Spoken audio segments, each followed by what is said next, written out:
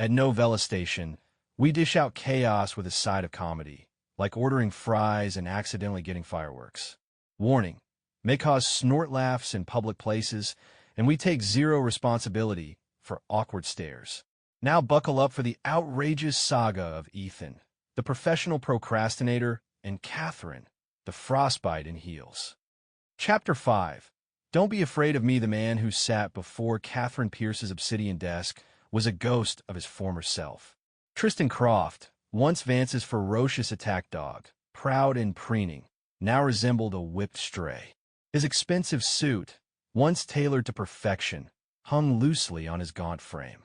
His eyes, which had once glittered with arrogant ambition, were now sunken pools of despair.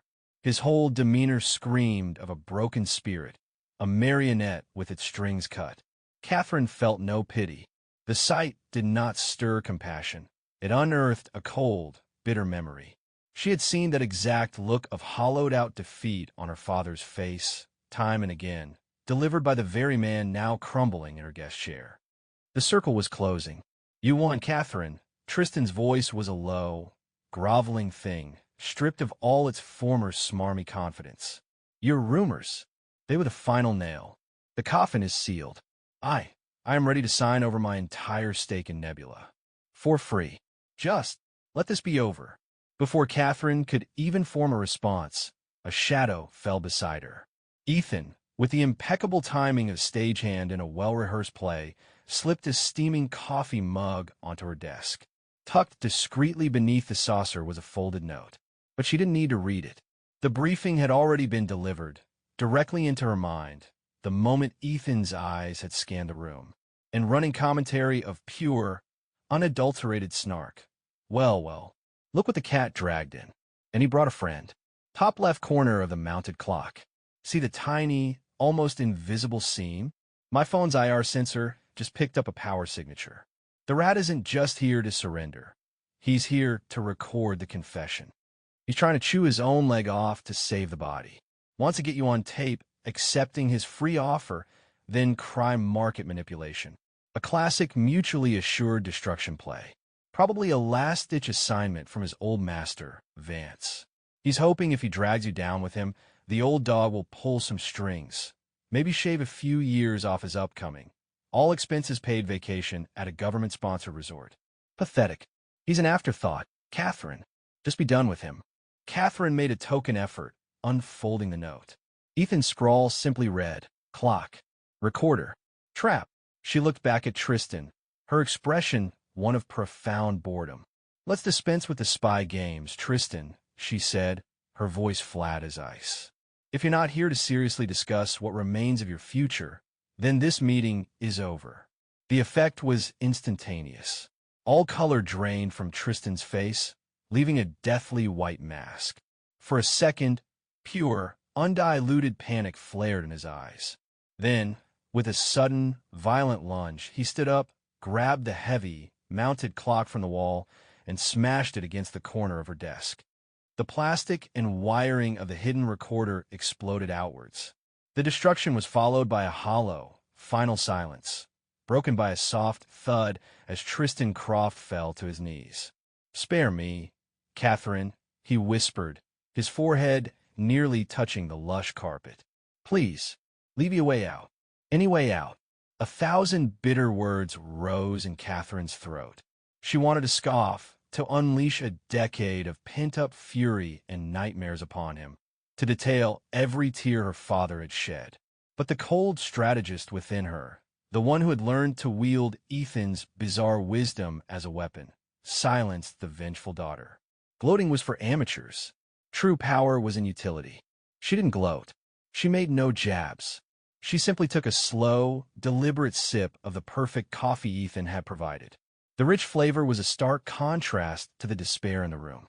"Not only will I take Nebula's debt from your hands," she stated, her tone conversational, as if discussing the weather, "I will allow your offshore funds to remain untouched. A nest egg for your family." Tristan visibly sagged with relief, but the wariness in his eyes remained. He knew her. There was no mercy here, only calculus. "However," Catherine continued, her gaze pinning him to the floor. You will go back to Harrison Vance. You will be his loyal whipdog once more. But the collar you wear will be mine. She let the words hang in the air, letting their implication sink in. Do not forget, your creative accounting, the cookbooks for nebulous finances. They are all with me. A single call from me will not only land you in a federal prison for the rest of your life, but it will also claw back every single cent I've just allowed you to keep, leaving your family with nothing but your name and your disgrace. She finally looked down at him, not as a conqueror to a defeated foe, but as a master to a new, broken-in tool. Now get up. You have a part to play. Standing behind Catherine's chair, Ethan Hayes was not just having a field day. He was directing a full-blown Oscar-winning drama in his head, with himself as the snarky narrator. His mental monologue was now in a film noir voiceover, and here we have Tristan Croft in his final act. Note the slumped shoulders, the sunken eyes, a masterclass in pathetic. He's going for the broken man Oscar, but I'm not buying it. His right hand hasn't left his pocket. It's not holding a secret weapon. It's probably clutching a tiny recorder, hoping to catch the Ice Queen in a gotcha moment. And the clock on the wall? The seam is a dead giveaway. Amateur hour. This isn't a surrender. It's a last-ditch, mutually assured destruction gambit played by a man who thinks he's James Bond, but has the tactical genius of a stunned squirrel. TSK, TSK. Even at death's door, he's still a snake, and a cheap, garden variety one at that. He watched, mentally munching on popcorn, as Catherine picked up her coffee cup. She blew gently on the surface, her expression so unbothered it could freeze hell. And the queen makes her move. No words, just a porcelain click that screams, I am so bored of your existence. The look of pure, unadulterated contempt. The snake just got served, sautéed, and plated. He tried to play dirty, and our boss saw right through his $5 spy tech. This is better than reality TV. I should sell tickets. Watch the Titan fall, live from the 42nd floor. He saw the once proud CEO groveling on the floor. And, scene. Bravo. You reap what you sow, you slimy weasel. So what's the finale, boss? My money's on a swift call to security and a one-way trip to a cozy white-collar prison. He'll be trading his tailored suits for a stunning orange jumpsuit. A new look for a new, less fraudulent chapter. Good riddance to bad rubbish. But Catherine's next line made his mental popcorn bucket drop. Get up, she said, her voice flat. Tristan froze. Ethan's internal monologue screeched to a halt. Wait, hold on. Get up. That's not in the script. That's not the Ice Queen's signature move. That's mercy. Since when does she do mercy? This plot twist is unacceptable. My carefully crafted narrative is in shambles. Catherine laid out her condition in that deadly whisper, and when she uttered Vance Global, Ethan's mind went into overdrive. Vance Global, hold the phone. Stop the presses. The plot hasn't thickened. It's turned into a solid block of ice. Her target was never this pathetic worm. It was always the great white shark himself, Harrison the soul-crusher Vance. She didn't just topple a company. She was mining for a human weapon. Tristan's not trash. He's recyclable treason. This isn't checkmate. This is taking the opponent's queen, painting it in your colors, and sending it back to stab the king in the back. This woman isn't just playing chess. She's playing 4D interdimensional poker while everyone else is playing tic-tac-toe. I feel a chill that has nothing to do with the air conditioning. This is terrifying. And kinda hot? No, focus haze. Terror. Pure terror. As Tristan accepted his fate, Catherine's slow, poisonous smile bloomed. And Ethan's heart started doing a bizarre flip-flop. Whoa. And there it is. The supervillain smile. It should be registered as a lethal weapon. It's the kind of smile that launches 1,000 shareholder lawsuits and probably melts small glaciers. My brain is screaming danger, but my other parts are composing bad poetry. Is there a support group for people who are dangerously attracted to their homicidally brilliant bosses? There should be. Out in the hallway, his internal drama continued. Okay, walk of shame.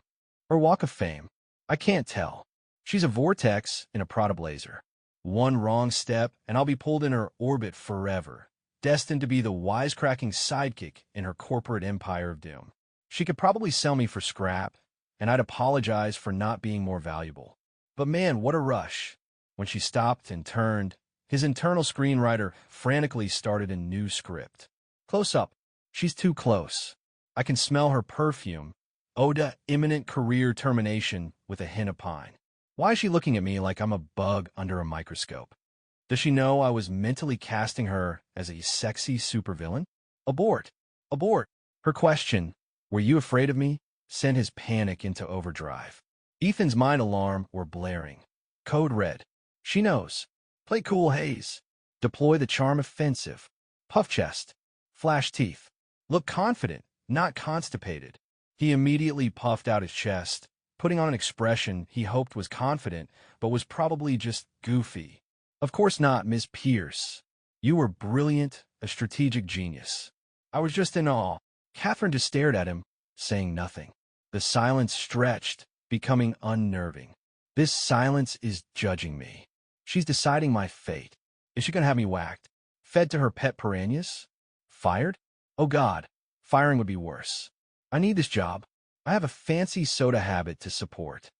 Just as his internal action movie was reaching its climax, Catherine took a small step forward, closing the distance between them until it was uncomfortably, intimately small. She reached out and with a light, deliberate touch, straightened his tie, which had gotten crooked in his nervousness. Her cool fingertips brushed against the skin of his neck. Ethan thinking, in a romantic novel voice, "She's straighten my tie. Her fingers are cool against my skin. Is this a moment? This feels like a moment." Cue the dramatic orchestral music. The world fades away. It's just us in this hallway and my impending existential crisis. And then she whispered the words that shattered his reality. "Don't be. From now on, I've got your back." Ethan's mind now a blissful, empty void. All systems offline. Brain has left the building. I'm now a puddle of goo in a very expensive suit. I would follow her into a volcano. I would fight a bear for her. I think I need to sit down.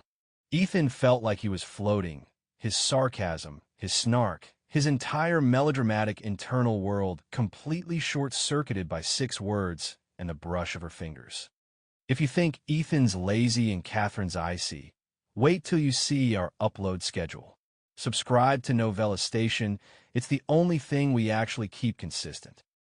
Chapter 6, Chaos Theory of the Heart. From the moment they left the meeting, the world had taken on a surreal, watercolor quality.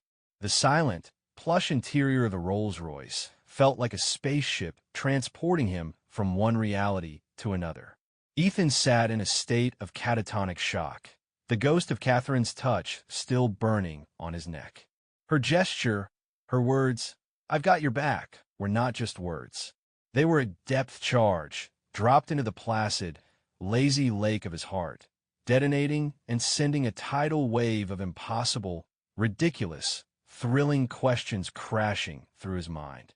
For Catherine, however, the interior of the Rolls-Royce was a sealed chamber where her own carefully ordered world was tilting on its axis.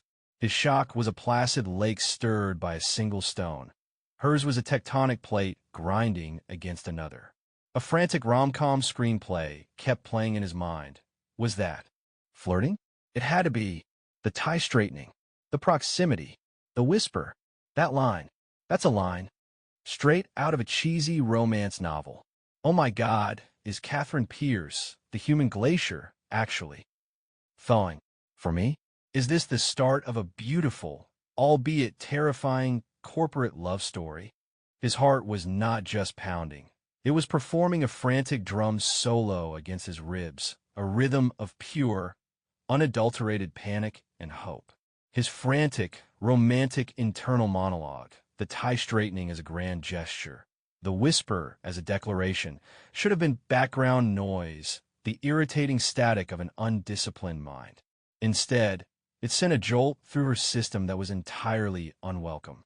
A part of her, the part that had been forged in loss and honed in battle, wanted to scoff. But another part, a part she had buried so deep she barely recognized its existence, felt a strange, warm flutter at the edges of her icy composure. The protectiveness she felt when she uttered, "I've got your back," wasn't just strategic. It was visceral.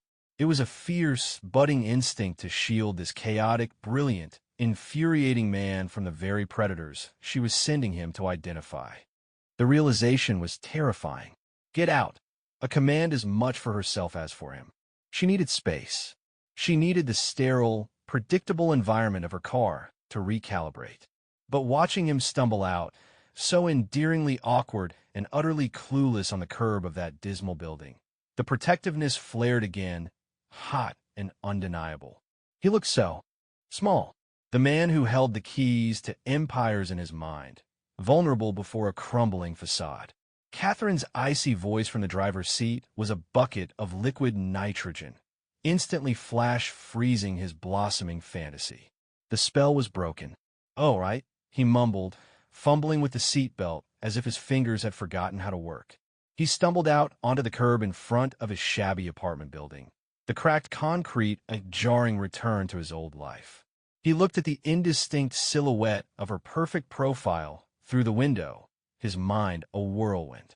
One minute she was the Ice Queen, the next a ruthless mastermind who turned men into pawns, and now a flirtatious siren who whispered promises. How many different women were hiding behind that flawless facade? "Well, I'm heading up. You drive safe, Miss Pierce," he stammered, hovering awkwardly by the car door like a lost puppy. Catherine didn't answer.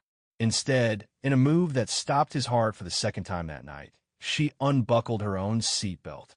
The door opened, and she emerged, a vision of power and elegance standing starkly against the backdrop of his dilapidated building. The reason In got out of the car was not for romance, she told herself. For duty, for asset management. He was a national treasure housed in a cardboard box. She was merely securing him in a proper vault. Ethan was speechless, his internal screenwriter frantically starting a new draft. What was she doing? Is she going to walk me to my door? No, she's coming up with me. A man, a woman, alone, in an apartment. Isn't this moving a little fast? I mean, I'm not opposed. Good Lord, I'm the opposite of opposed, but shouldn't we establish a committed, loving relationship first? Maybe a few dates? A shared interest beyond corporate espionage and high-quality coffee. Catherine listened, and amidst the throbbing vein in her temple, she felt it again, that reluctant fondness. His mind was a never-ending theater of the absurd, a stark, garish contrast to the gray, soundproof chamber of her own existence. His drama-fueled monologues were an irritant, yes, but they were also color. They splashed vibrant, ridiculous hues across the monochrome spreadsheet of her life. This chaos hadn't just entered her world. It had started a riot in it, and a secret, treasonous part of her was starting to enjoy the noise. "I'm walking you up," she stated coolly, cutting through his internal monologue. "What? No, you don't have to." Ethan waved his hands frantically, a panicked traffic controller trying to divert a jumbo jet. "This is fine. Really, I can get up there myself. Don't trouble yourself." Ethan thinking in sheer terror. She's joking, right? My apartment is a certified disaster zone. It's a biohazard wrapped in a fire code violation. Letting a goddess like her see, it would be a sacrilege. The mold in my shower probably has its own ecosystem. But Catherine wasn't giving him a choice. She glanced at the old building with its ivy-covered walls and flickering porch light, her brow furrowing in a mixture of distaste and something else. "Pity?" I said, "I'm walking you up." Her tone left no room for argument. With the grim acceptance of a man walking to the gallows, he started marching.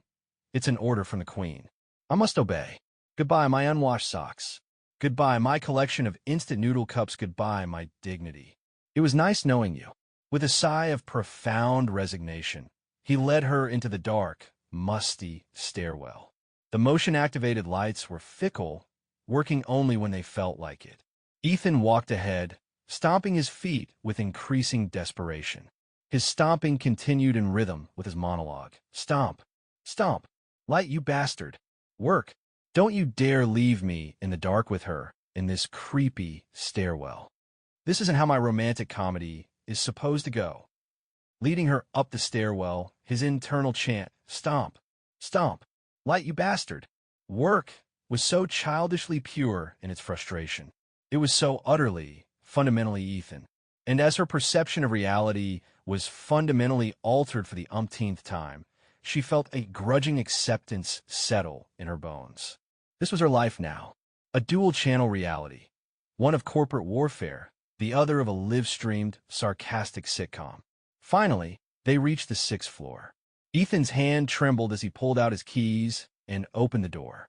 A wave of familiar single-guy apartment smell, a potent blend of ramen, old takeout, and Jim's socks, wafted out to greet them like a hostile entity. Catherine's frown deepened. She stood at the doorway, a statue of corporate refinement, making no move to enter the chaos.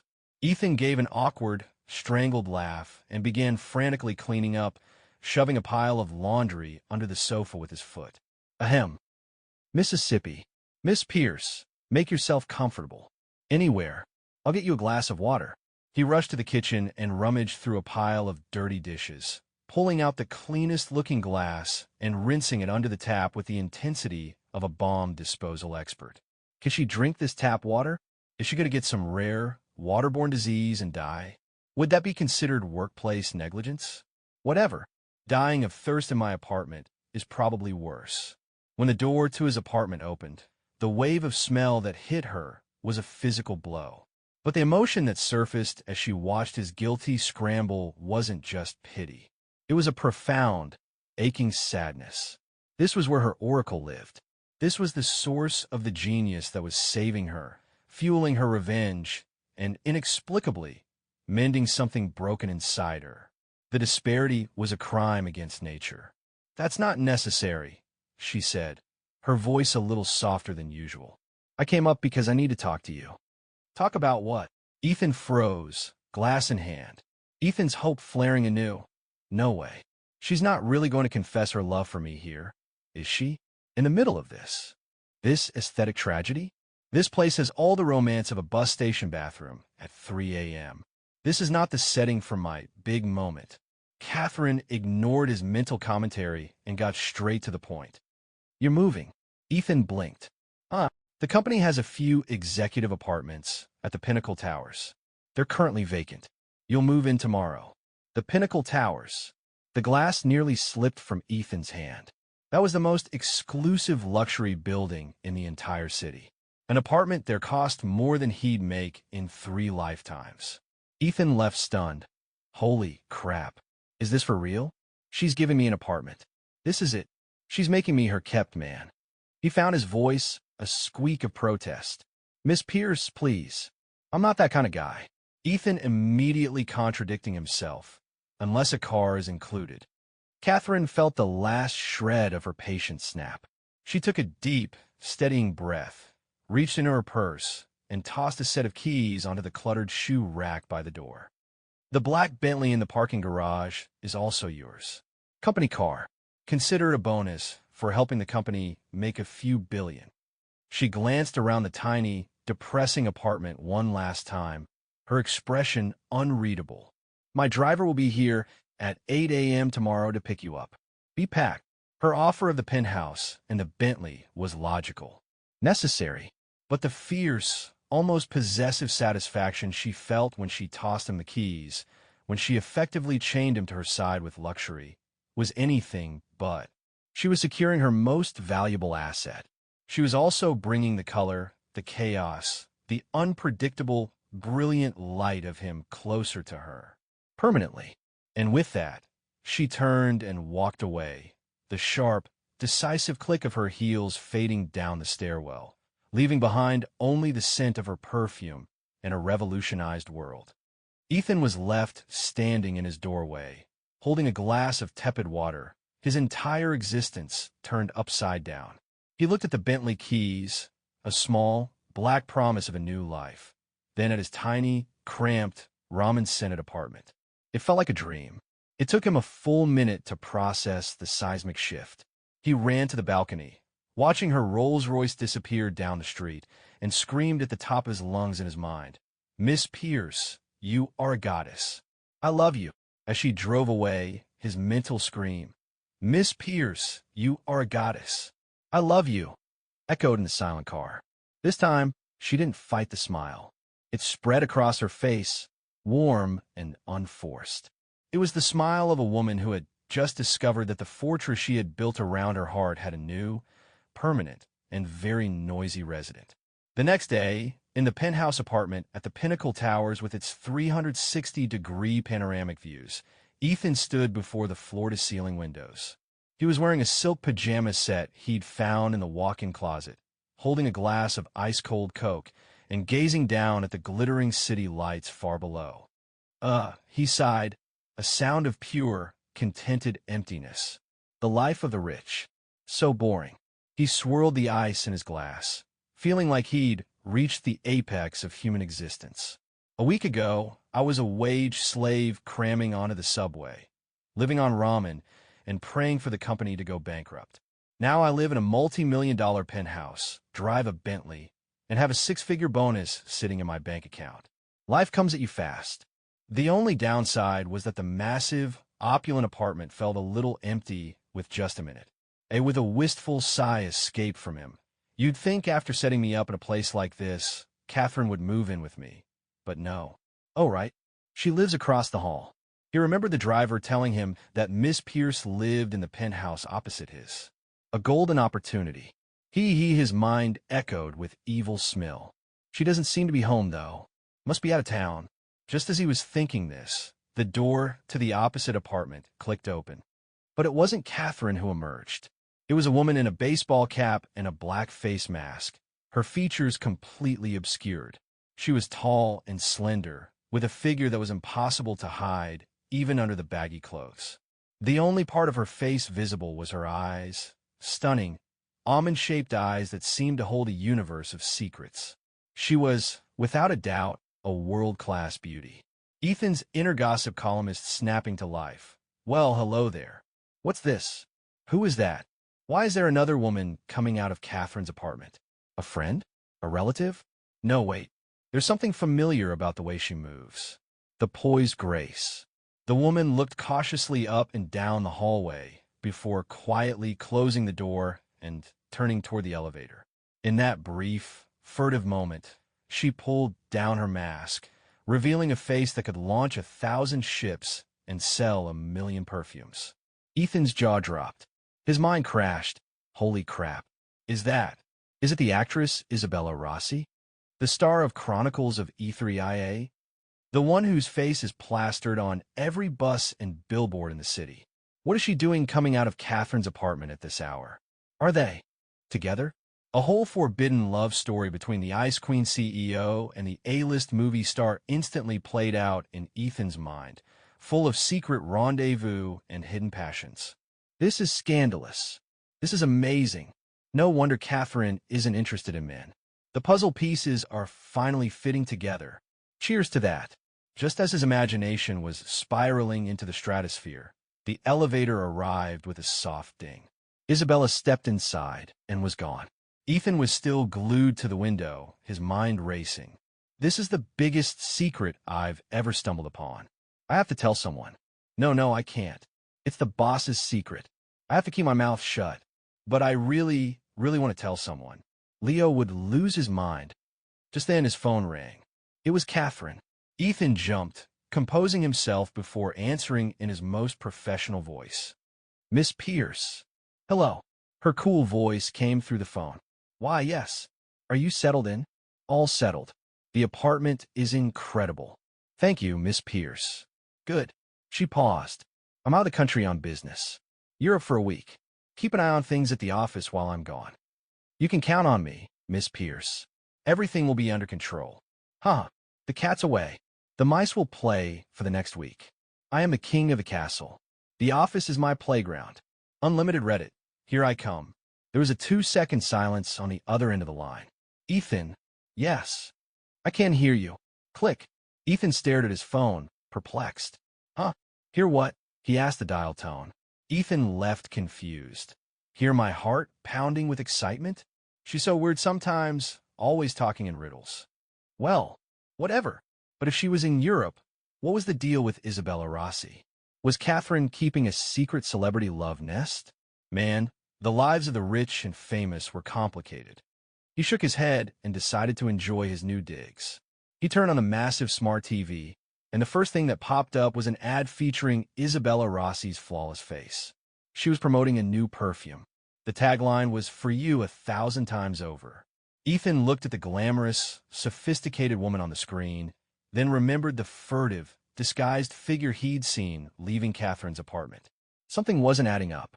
Meanwhile, on a private jet somewhere over the Atlantic, Catherine hung up the phone and rubbed her temples. She knew leaving Ethan unsupervised was a mistake. She glanced at the woman sitting next to her, who was engrossed in a movie script. Isabella Rossi looked up, her famous face a picture of concern. She was indeed the woman who had left Catherine's apartment. "What's wrong, Cat?" Isabella asked. "My new assistant," Catherine said, the words feeling awkward in her mouth. "I think he may have gotten the wrong idea about our relationship." "The wrong idea?"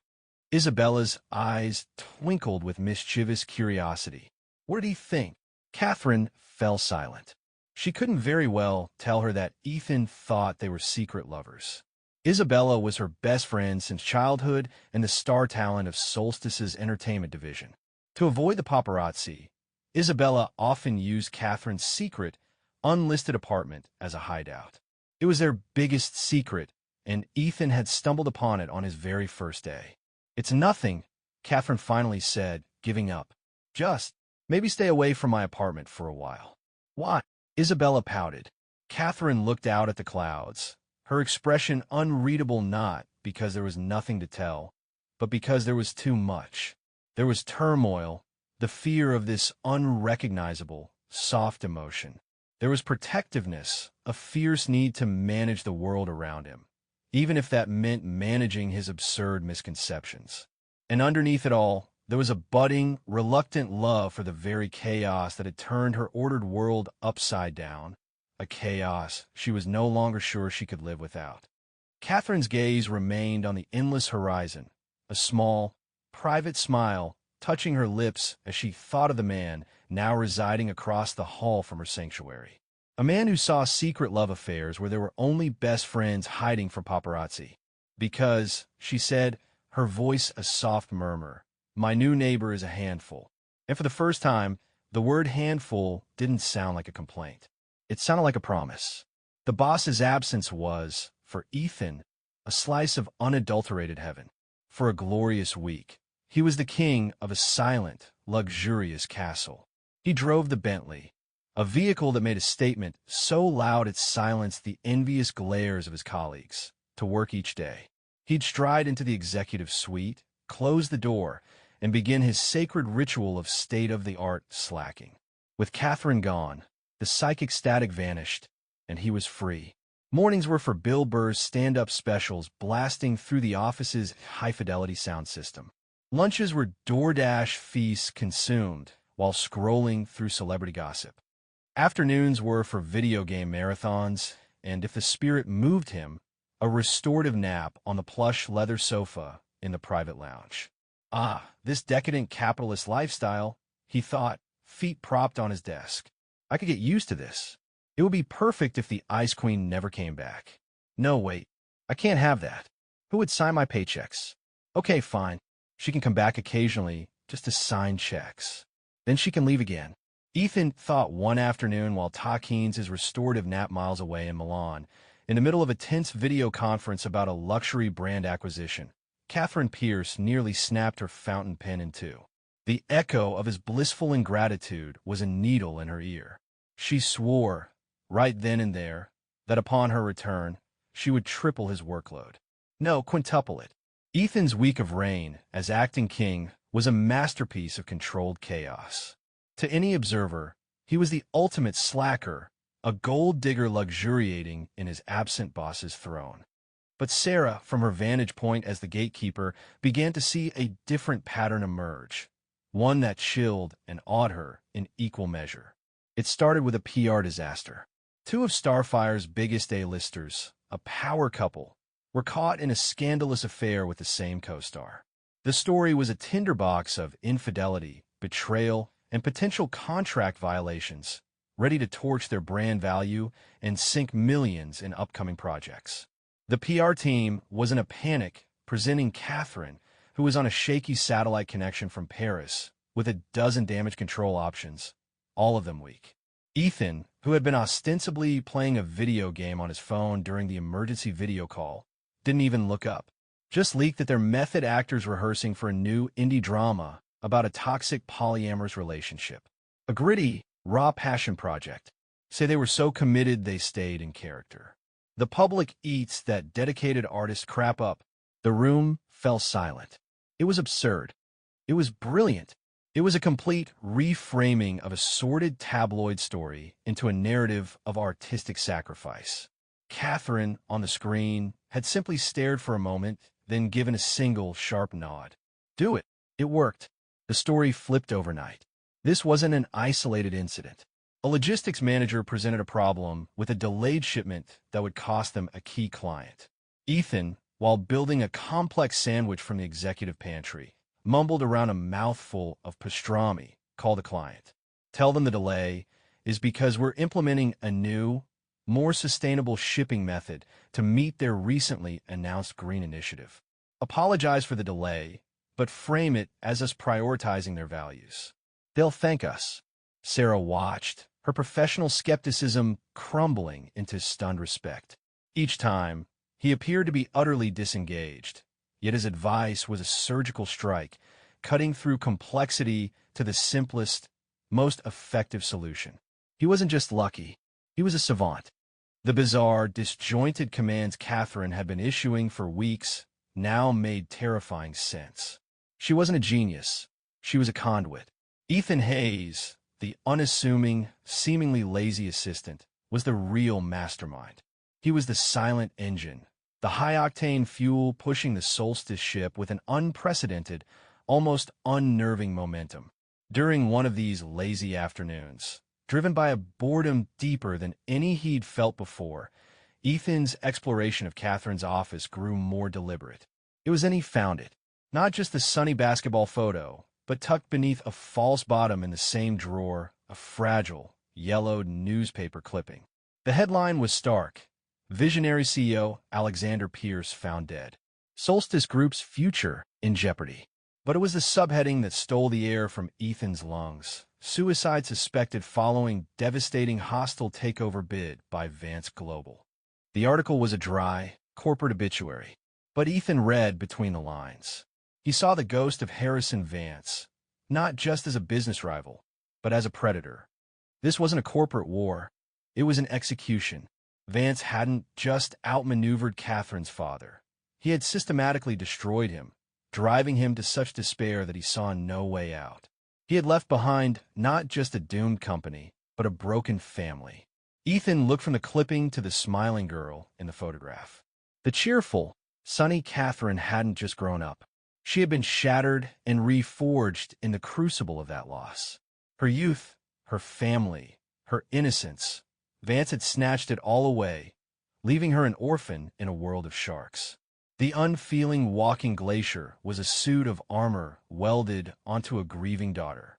For the first time, the jokes and fantasies died in his throat.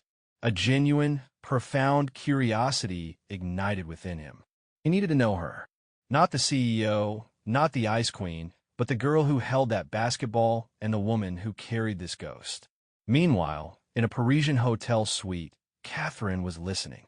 She heard his usual internal static, the sandwich reviews, the game strategies, suddenly go silent as he found the clipping. She felt the shift in his mental tone, from sarcastic to somber. She heard his realization unfold, not as a punchline, but as a quiet, empathetic deduction. He didn't just beat him. He broke him. Oh God, she was just a kid. He orphaned her. No wonder she's this. The words were simple, but they were the first time anyone had ever pieced it together without her having to say a word. They were the first time someone had looked past the legend of the corporate titan and seen the wounded girl beneath. There was no pity in his thoughts, only a dawning, respectful understanding. Miles away, Catherine Pierce stood by her window, the glittering lights of the Champs-Élysées blurring below. The constant, gnawing loneliness that had been her companion for a decade suddenly felt a little less absolute. He knew. He understood. And in that understanding, she didn't feel exposed. She felt, for the first time, faintly seen. The pen she had vowed to use to quintuple his workload felt heavy in her hand. The anger she'd felt at his slacking had evaporated, replaced by a strange, protective gratitude. He was chaos, yes. He was a slacker, undoubtedly.